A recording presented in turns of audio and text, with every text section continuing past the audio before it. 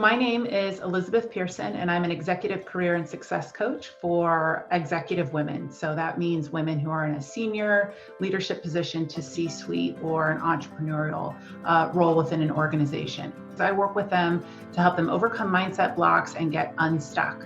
My clients are typically women who feel like they may have climbed the wrong ladder. So they'll reach out for a career coach in hopes of getting some sort of clarity around if there's a way to pivot within a career path or a role that they're currently in to something that feels more fulfilling, or they might feel like it's just something that's out of alignment with what they feel a deeper calling or something around what they feel their purpose is. A lot of times when they graduate or they get all of this fantastic education and experience, a lot of times women will just default into whatever job they can get first, and then they spend a good 10 or 15 years typically really excelling within that career path, climbing this ladder, and then they get to a place where they feel like they're unfulfilled and they start questioning every decision that they've made and that if this is something that they can sustain. Will they be happy if they continue along this path, or is it time to shake something up and really look at what their motivation was in the first place with this job?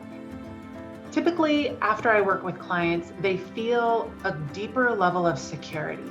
So it's not necessarily control over where their future is going, but they feel empowered as creators. They know that they are the ones that are now driving the car. They're not just a passenger.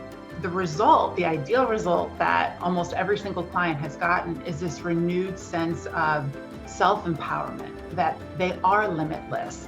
Anything that they want for their life is possible, but it's best if you can identify what the intention is behind wanting that.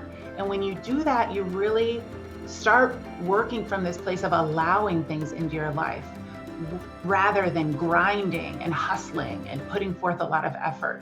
It's a much more peaceful, calm, centered place. And at the end of the day, isn't that just what we want?